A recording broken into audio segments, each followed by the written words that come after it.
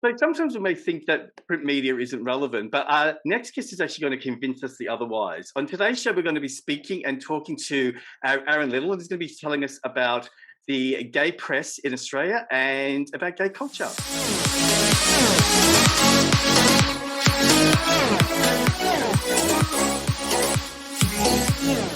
Hi, this is Joey Buthertool, and welcome to the Secret Men's Business Podcast. On today's show, we're going to be speaking to the living Sydney, Melbourne guy, Aaron Little, who works for the Sydney Star Observer, and he's going to be talking to us about LGBTI media. Aaron, how are you? Hello, how are you doing? I hope that was a good, okay intro. It was, I think. I do think you might have said bye. Just so you're straight, I actually not. Yeah, bye. I said bye location, because you do live in Melbourne and Sydney, right? Which is a bit spoiled. Yeah. So how do you deal with the whole Melbourne Sydney rivalry thing? Do you know, that's actually quite an interesting question, because I get that asked a lot. Do I like Melbourne better or do I like Sydney better? I think I have to say, I think Melbourne may have created that more than Sydney, because I never knew about this living in Sydney. But also, Melbourne is a beautiful city. I love Melbourne. Melbourne's like my vacation away from Sydney. So when I'm living in Sydney, it's almost like life is crazy. People are crazy busy. And then I come back to Melbourne, I get to relax. It's fantastic. Yeah. I mean, I agree, because I lived in Sydney for a while, and I felt the same. Unfortunately, Sydney spat me out, so I had to come running back to Melbourne. No. Well, I don't think they're just different. They're just different energies, and yes. Sydney's beautiful, like you say. Melbourne's beautiful. Like I don't think I ever got bored going over the Harbour Bridge on my train and seeing the harbour. You know what I mean? No, you can't. It's absolutely, that's one thing I love about going back to Sydney. And, you know, there are so many beautiful landscapes and places to go. And my family and all my friends are New South Wales based. So It gives me a chance to go and catch up with everybody. But when I'm there, I do love to get out and go for a walk in the city and just feel a part of things again. Because, you know, Sydney's got a great vibe, but so does Melbourne. They've both got so much. They're so different, but so much to offer. Yeah. So you're a face and a very prominent part of the LGBTI community for the media and all that. So I guess before we start, do you want to maybe share a little about who you are and your experience so our audience knows where you're coming from? So I started in the LGBTIQ community when I was a little spring chicken. I moved to Sydney from Newcastle, New South Wales, and got a job working at the Oxford Hotel back in the late 90s. And that sort of started me in my journey in the community. And being a country boy, moving to the big city and to the big smoke, and being part of a community which is so loving and giving, just sort of kept me there. And I've never left. I've always been a big part of making the community what it is. You know. Yeah, and you know, now that you work for the Star Observer, I mean, again, what is it about that job? Because looking at your resume, you've got lots of experience, right, in regards to marketing, managing clubs. I mean, it's a lot of stuff, and sales. So what is it about that skill that you want to keep within our community? Like, what draws you, because I'm guessing you could probably make more money or have a bigger prestigious job working for another media thing, but you stay here. Why do you stay in this area? I think it's funny you should say that, because in so many ways you're sort of right. It's like there's not a great deal of money in the LGBTI community when it comes down to organisations, but we're in it for the love of it. We're in it because a lot of us will volunteer to be a part of something which is so important, and it's about making a difference, because there's a lot of people that still struggle to feel a part of something, and the big thing for me is reaching those people and showing them that they are part of our tribe, and they fit into who we are. So I think that's the reason why I do it. It's not about the money; it's about the love, and it's about knowing that I can make a difference. To these people who are in regional Australia, or the middle of nowhere, right in the middle of Australia, who are just starting to find out about who they are. So we make a difference with Star Observer every day. Yeah, and the thing that I love, I think what you're highlighting, that I try and promote with lots of people on this platform, is if you find what you love, it doesn't matter. It's not work, is it? It doesn't matter if you're earning less. It just means that every day you're waking up and you know that you're looking forward to going to work. Oh, 100%. For me, it's not a job, it's a lifestyle. Yeah. And I've been lucky enough to live that for my adult life, being part of a community and being part of something which I feel makes me so happy. A lot of times, people will say that being gay is not who they are, but for me, being gay is who I am, and that is, what I think about every day when I wake up. And when I do work, I'm thinking about the community. I'm thinking about, what makes us who we are. And I love that. I love who I am, and that is a part of accepting. It's your total acceptance, isn't it? Absolutely, 100%. I mean, you mentioned that you've been around for a while, right? So, and you've seen it from a bar perspective and also from a media perspective. So, you and I talked briefly yesterday. You brought some things up. So, what do you think are the main changes that you've noticed over those years? I think one of the big things I've changed is the inclusivity and being part of something. I think that one of the big things that again, when I was younger and I started work at the Oxford Hotel in the late 90s, the bubble was just around Oxford Street, or in Newtown it was King Street. In Melbourne, I imagine it was down here in Commercial Road. So our bubble has grown and it's continually grown and gotten bigger. These days, I see the bubble that fits around the metro areas, around the cities, we're seeing people become more part of things. These days it's more acceptable for us to walk down the street holding hands. You would never have seen same-sex couples doing that back in the late 90s in the middle of the city. I felt scared to be who I was going into the middle of the city back in the late 90s, because it was you just didn't feel as accepted as what you are now. I go to shopping centres that are outside of that bubble, and there's men walking around holding hands with their partners, and same with lesbian couples. It's great to see. I'm loving this. Yeah, that's good. I mean, how do you feel if I was to say to you that I missed the bubble? Like, I understand what you're saying, but do you feel that the bubble also had advantages that now we don't have? Yeah, definitely. I think that what we've done now is we've taken something which was so concentrated and we've added so much to it that now it's now that it's just it's diluted, isn't it? It's diluted. It's very diluted. And I miss that too. I miss the fact that we all needed to come together, but now we don't. Now we can be. So it's a bit of one of those things where it's up to the person, because I was listening to you. We must be roughly the same age, sort of, and I'm thinking we were lucky because we went through it, and we had to go through that because we needed the bubble to burst, because we came from a place of fear. Because I totally agree with everything that you said, but I was just thinking while you were talking, what about younger people that have no friends, right? Do you feel that they still get that sense of belonging to something because there's no bubble? I don't think that these days they need it. Maybe it's quite funny. You should say that, because I mean I do a lot. I talk to a lot of people in my job, and my big thing is networking. I love to network, and I was talking to recently a couple of young guys who were telling me about how they just didn't have to come out. They didn't need to feel that they had to speak to their parents and say, "Hey, I'm gay." To me, that's crazy. The idea of like that. I mean, I came out when I was 18 years old, 19, and that was traumatic. It was a big experience for me to do that. But these kids now don't feel like they need to. So it shows me that we are getting to a point where everything is just so socially acceptable that you can be whoever you want to be. And I think that that's the direction that we're leading to. Again, that dilution of things is parents just accept who you are. You can bring a guy home if you're a guy. You can bring a girl home if you're a girl. Whatever whatever you want to do, which is great. So I think that we really do miss. I miss that bubble, but yet these days, it's amazing. No, you made me realize that the only reason why I miss it is because I experienced it. And those younger people have no idea what I'm talking about. And they look at you and say, what? Everyone's in one street. What's that? It's just different perspectives. So now let's amp it up a bit with that. Like, so if you look at the timeline, and I'm sure there must be an archive of the papers, right? Yes, there is. What do you feel were some iconic national or international moments in LGBTI history? Definitely looking at your international iconic moments. Pulse nightclub was very big. I Yeah. think that was something that really brought the community together, and it touched hearts right around the world. And I remember for Star Observer, we were involved in quite a lot of coverage here in Australia. So that was quite a big thing. And then nationally, well, the biggest thing for us was the same-sex plebiscite.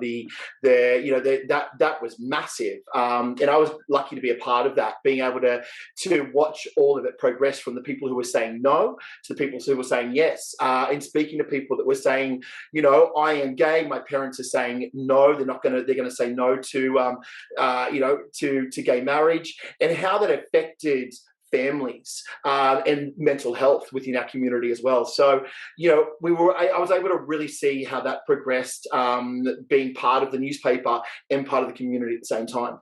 Yeah. And I guess for my own interest, do you think that the next wave of that history is going to be all the stuff around trans? Yes. It is a sort of big thing, isn't it? I sort of feel like everything that I look at now has got some sort of connection to that. I'm thinking, wow, this is a lot bigger than I thought. There's a lot that's happening, in at the moment that is very negative, but yet I think we're still trying to push to grow that positivity around what the community is doing and bringing them all together. Yeah, so, maybe we need to go. Maybe we need to go through the negative, like we did for the marriage thing. I think you need to go through all of the sides, because this is just my opinion. I really think that if we understand the trans thing, I think that that's going to make the world a lot more accepting. Yeah, for some absolutely. reason, it's going to just because it's quite an unusual thing to expect everyone in the suburbs to accept. But if they can understand that, it would be a different way of seeing the world. It's also about the community accepting who we are as well. And I think, too often we clash within our own communities, and I think that's the sad thing. We've always got to remember that we fought alongside the trans community when it's the Stonewall riots, and to where we are now. And I think that too often the community just separates themselves, and it's like, well, no, we're not part of this. Well, could that be the bubble thing? That's where I'm trying to understand, because I've noticed a lot of that too. And, I don't remember there being separation when I used to go to Midsummer and all that. And even I remember seeing you on Facebook the other day when you were talking about the Pride March in Melbourne, and you were saying, yes. where is everyone? Right. And I think that is all part of that whole disconnection. Do you agree? I don't know. From what I can see, when that disconnect, it comes through, again, people being a little bit more involved in what's going on in their own lives, and not thinking about what's happening at others.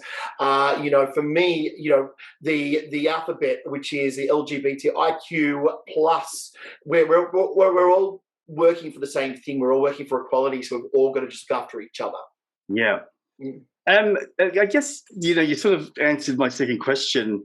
My next question is that do you think that there is a need for print? Like, does the Star Observer and the Melbourne Star Observer have a role? But you've just sort of talked about the Pride March and the influence of that. So, do you believe that there's an importance in the landscape? And secondly, is the media changing to actually adapt to what's going on with the way that we get news now? It's really, really important that we have print. Not everybody these days still uses digital. So a lot of people will still pick up a print publication. Also, having them out in places like hospitals, cafes, you can pick them up when you're in your bookshops. While you're there, you're grabbing one and you're reading through, you're flicking through, and you're looking at, what's happening. It might just be that having a coffee at a cafe and reading through and seeing what's happening in the community. The thing is, for us, it's a niche publication that is there for the LGBTIQ community, to show them again what's going on within our community. We can pick up the Age, or we can pick up the Sydney Morning Herald, which tells us what's happening in the world. But if you want to know what's happening within your community, you turn to Star Observer. Yeah. So you don't feel like Facebook and Instagram and all those things can give the public that, or is it that you're going into more deeper content? Do you think that you don't feel threatened or uncomfortable by social media taking away some of the news?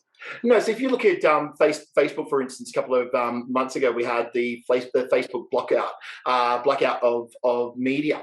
Now, these sort of things can happen. If all of a sudden, they black out the media again, and we're stuck not finding a place to go, it's a matter of us then having to, organically go and find these places. Now, Star Observer has a very strong organic readership. We have a strong, unique readership as well. People who would just come to the website to read up on what's happening.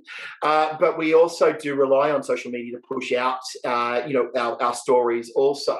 Thing is, these days, some people are pulling away from even using Facebook and Instagram. What we were seeing, several years ago was everybody was spending their life on social media. Now they're not as much. So people are actually getting back into they're realizing that we want more, right? Absolutely, 100%. So we are important. Yeah. Has there been also a shift in, you look after content and advertising, right? Yes. Yeah. So have you also noticed a shift in the way that people advertise? Look, that's a hard one at the moment because, again, the last 12 to 16 months we dealt with the COVID, and so that shifted everything. The platform of advertising was turned upside down because people just didn't know what they were advertising. So whether to advertise something that may not even exist. Previous to that, completely different because you've got a lot of organizations that want to say, hey, we support the community and we show that we support the community. Let's look at someone like, for instance, ANZ or even Domain. Domain have advertised with the Star Observer for, a good probably 8 or 9 years. And they do that because they like to be able to show that they are a massive supporter of the LGBTIQ community. They like to say that, hey, if you shop with us, we're putting our money back into your community as well. So that is where I think organisations really show us, and our loyalty can really work back to them by them saying we're a part of what you're a part of. Yeah. Okay. And has cancel culture impacted you guys? Like when you look at say the straight community, and say if an actor gets caught with a sex scandal and they're promoting something and they get pulled, it's happening really quickly now. Have you noticed any of that happening in your paper, or for example, does something occur and then an advertiser pulls because they don't want to be associated with the topic, or have they been pretty strong supporters? So you've got to remember the Star Observer magazine, if we go right back to the beginning, it was a gay men's magazine, pretty much what it was. Actually, I've got an old... Was it men only, was it? Yeah, It was a men only magazine, mostly. So for many, many years. And I've got here one of the issues. It's actually a 2008 issue of which is the Southern Star. So this is the Melbourne version of the Star Observer. Now, if let me just have a quick look. Like, if you look in here, totally different to what you would normally see. The advertising that we have, is very, very different to what we sexually connected. Because the thing is that we were able to be very risque back in like the let's say the 90s and before. It was a very, very risque magazine. You would often see full frontal nudity in the magazine. So it has progressed. So a lot of organisations know that the Star Observer has been risque, but they see the difference of where it's at now, and we don't put full frontal nudity in the magazine. Yeah. Well, it sort of grew up. I think it grew up, didn't it? It became sophisticated. Yes. We grew with the times, you know, and that was the most important thing. Yeah. Yes. You're making me have all these deja vus.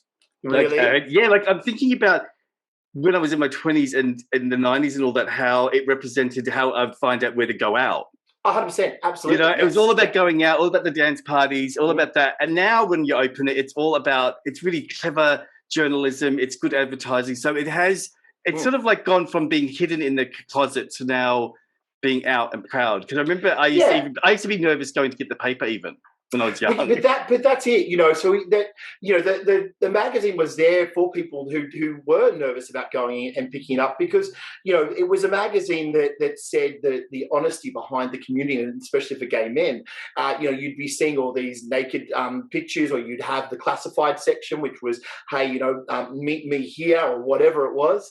It definitely was that back in the 90s, but progressed through to being a magazine that's for everybody, and it represents represents the LGBTIQ community really well. We're all about making sure that everybody feels included.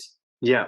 Can I now ask you a personal question? And I ask a lot of our guests. So, because you do have a lot of contact and people and friends and all that. So, what is your insight to why you think gay men suffer from mental health issues, and why do you feel there seems to be an issue with self-acceptance? So one of the big things that I feel, and from knowing people who actually have taken their own life, I think, so some of the big things behind our community is, again, acceptance of each other, and also that insecurity of trying to push themselves to be at a platform for everybody else.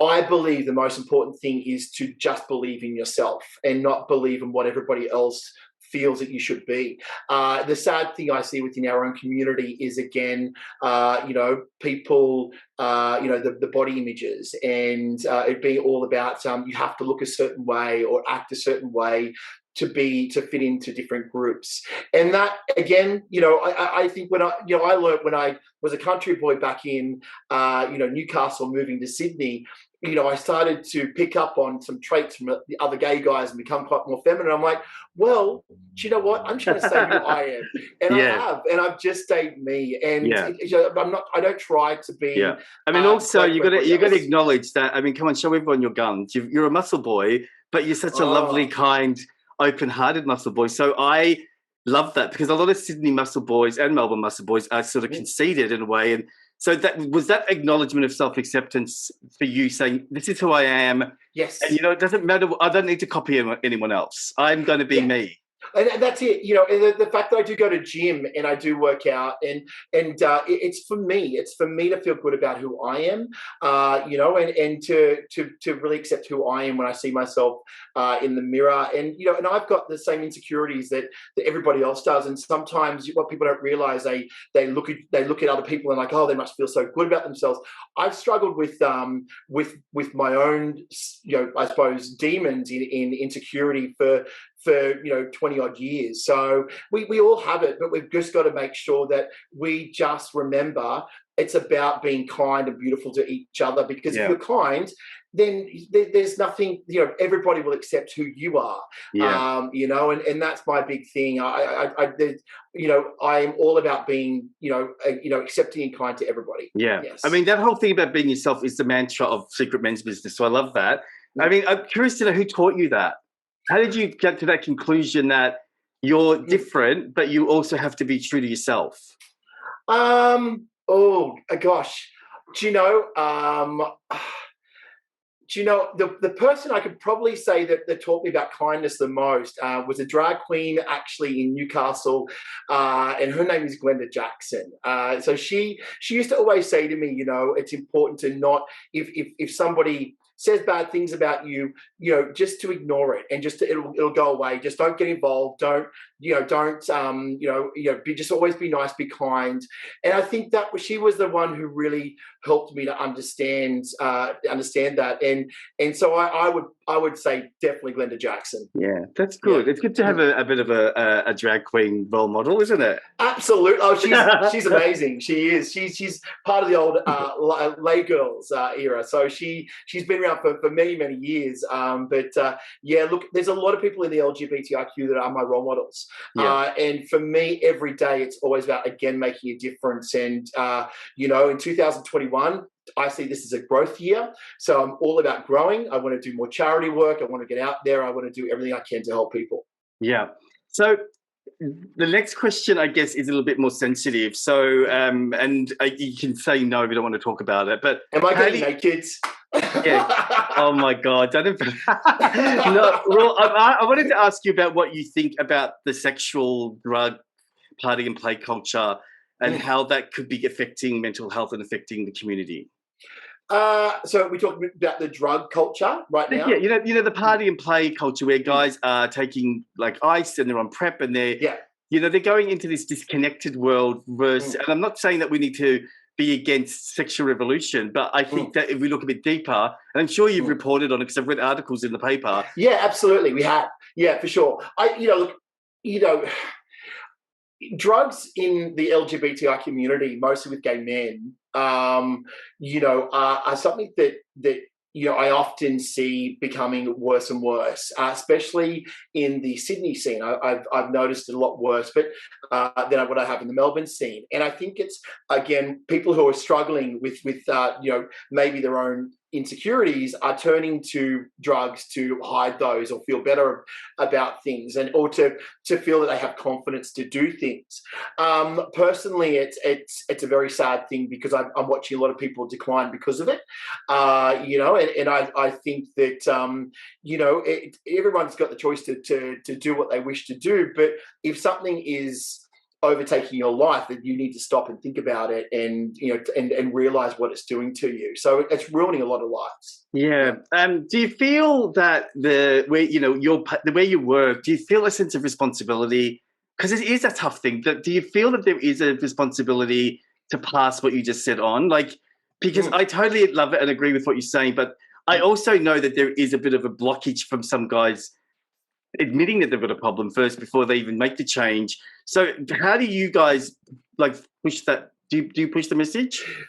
We can only push as much as we can. When I say that, we have run articles in the past that are around the drug culture, and how they are affecting people. Again, a lot of things, all. You don't want to be judgmental, do you? You don't. You can't be, because people have can make their own choices. We can only report when something does go wrong. So, for instance, when things happen that are newsworthy, we'll pick up on that and we will run them. But again, we can't tell people how to run their lives. True. All we can do is just hope that people make, at this point, good life choices. Yeah. Well, do you think that they are starting to listen to what? I do feel that men are starting to wake up. So are you confident that they're going to start listening? Or listen to themselves? Yeah, I think that people have to, it's a really, really difficult question. I think people have to see the worst to realize it's time to turn around and become better. And so the good thing is there are people who are seeing people who are in these areas and they're going, I won't go near that. But yeah, drugs and the gay community have been around. I mean, we've been around drugs for many, many years. It's just a sad thing that our drugs are getting stronger and stronger, and they're affecting lives the way they are. Yeah. Okay. Yeah. Thank you. Thanks for being so honest there. So lastly, tell us, Aaron, what's next for you? What's your vision for your rise to fame, and do you want to stay where you are? Do you feel that you want to go somewhere bigger, or what do you plan on doing in the future? Look, for me, it's just all about being, making that difference. So I think I said that 2021 is a growth year for me. So I'm all about wanting to get more involved in charities, to make sure that if there is anybody, anybody in need, I can be there to help them. Mental health is a very big thing that we are trying to combat. So if I can help in any way, that's pretty much me. Fame, it's not about fame for me. It's just about helping. I think the kinder you are and the more that you actually do help, then the right positive amount of fame comes with that. Yeah. You're famous already. I know you. I've searched you out. You're famous already. Well, I know a lot of people because I network so much. I'm a networker. That's good. I mean, that's beautiful, because again, you're doing it because you love it, and then that gives you all the insight to answer questions and to help people. Because I think the biggest thing that we sometimes suffer from is assumptions. Yes, like you were saying about the drugs, right? Like when people go, oh, like he's done that, and that's how it creates a division, rather than actually seeing the person and actually knowing that we're all going through something, and 100%. you have that, and that's why you're a spokesperson for that. Yeah. Well, thank you so much, because it's definitely something that I've really based my career upon, and maybe I won't be with Star Observer forever, but my next step from there will probably still be within the LGBTI community, and at the same time, it still will be making a difference. Yeah. Do you think that? Because I remember there used to be more than one paper. Like, do you think that's your brother sister, wasn't it? So okay, that's going back a while. So we used to have, so we used to have SX magazine in Sydney. We also had Star Observer, SX magazine. We had. Oh gosh, we had quite a few. So the handful of magazines in Melbourne. We also had MSO magazine, which is also part of the Evo magazine empire. So we had a few, and Star Observer is now the one left legacy of that. Which is great because we do still need it. And as much as people say that print's going, not for niche markets. Yes, people aren't picking up a Woman's Day anymore, but or they might not or Clear magazine, but something like Star Observer, the community still needs to see something all about them. So we are still picking it up. Yes. Okay. So for all our listeners, I'm going to put all the links down to all the print media that you can get online, and I'll also do some searching and find some old. Trying to find some old stuff so you can see how far it's evolved. So, Aaron, my mate, thank you so much for talking. I've really enjoyed talking to you, and you're fun and energetic, and keep up the good work, buddy. Thank you so much, and thank you for having me on your show. It's been great. Great. I've been listening to the Secret Men's Business podcast. Now, don't forget the new podcasts are out every Monday. And what we're doing every Thursday now is we're playing retro podcasts. So if you missed out, you're going to get to hear all of those older editions from years ago again. So don't forget to hit like and subscribe, and we'll see you all next week. Bye, guys.